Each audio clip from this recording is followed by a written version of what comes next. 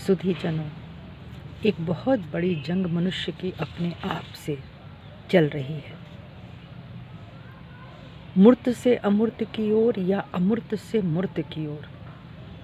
सनातन धर्म में पहले कहीं कुछ भी नहीं था, सब कुछ अमूर्त के बल पे चल रहा था। सतयुग में भी ये जो धारणा थी कि पंच तत्वों को लेकर के उनकी पूजा करें, उनसे स्वयं को समझें, और इस तरह से वो जो शक्तियाँ प्राकृतिक तौर पे हमें मिलती थी, वही ऋषि मुनि उसको आगे लेकर के गए। एक समय आया जब हमारे यहाँ अवतरण हुए, सुर असुर के बीच युद्ध हुए। सुरों को बचाने के लिए, यानी एक ही मनुष्य के भीतर जो प्राकृतिक अवगुण आ गए थे, वो जिसको हम मैनिफेस्टेशन कहते हैं, किसी भी गुण का एक बाय प्रोडक्ट अवगुण हो जाता है मनुष्य के भीतर। इसी प्रकार जो षड रिपु हमारे षड गुणों के विरोध में खड़े हो जाते थे, शंकाएं होती थीं, हिंसाएं होती थीं, उसके बाद जब वो असुर बन जाते थे तो वह सुरों से, यानी सुंदर गुणों वाले लोगों से युद्ध करने लगते थे। इस तरह से जो सुर होते थे वो सदैव शांत रहते थे, वो सिर्फ अपने आप में रमे रहते थे या प्राकृतिक गुणों में रमे रहते थे। जो बात असुरों को बर्दाश्त नहीं होती थी, वह चाहते थे कि जैसा हम सोचते हैं वैसा ही ये लोग भी सोचें। अगर मैं कहता हूँ ईश्वर कहीं कुछ नहीं, स्वयं मैं हूँ, उन्होंने अपने अहम को इतना बढ़ा लिया था, अग्नि के कारण, किसी के भी कारण, ज्ञान के कारण, तप के कारण।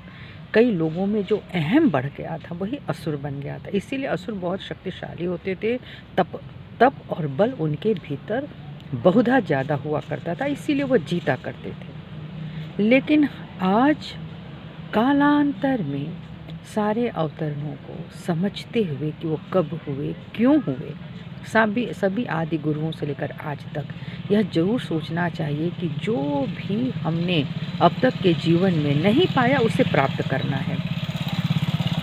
जैसे हम मूर्ति को प्राप्त होते थे, हम दर्शन करते थे, लेकिन सिर्फ दर्शन करते रहना, मूर्ति पूजन करते रहना ही हमारा ध्येय नहीं है। हमारा ध्येय है वहाँ तक पहुँचना जहाँ से परम गति प्राप्त होती है। इसलिए जो कुछ भी हम ईश्वर को चढ़ाते हैं, हम उनसे यही प्रार्थना करते हैं, हमें अमूर्त की ओर ले चलिए, उस अनंत की ओर ले चलिए जहाँ आप केवल एक हैं।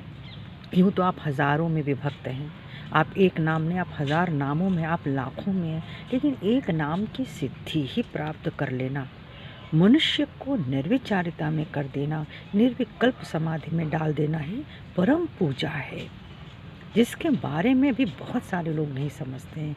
इसीलिए वो नाम, ध्यान, जप, तप में बड़ा अंतर रखते हैं। बस मैंने जो अपने जीवन में पाया वो यही था कि सारे व्रत, ये अनुष्ठान, ये तप, ये जप करके अगर शरीर के भीतर जो बल मिलता है, उसके साथ साथ अवगुण भी आते, वो क्रोध आता है, वो लालच भी आता है, सांसारिकता भी नहीं जा रही है, तो क्या फ़ायदा है।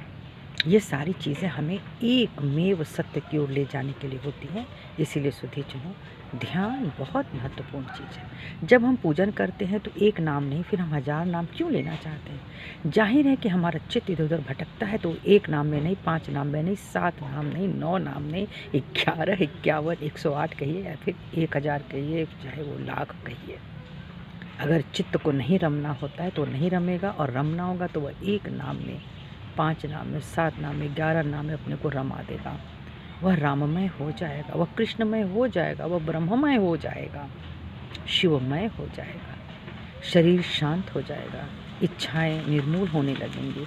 यानी बहुत सारे जो गुण हैं वह ऊपर हो जाएंगे, जो अवगुण थे वह नीचे होते चले जाएंगे। हम पुनः सूर्य की स्थिति में आ जाएंगे।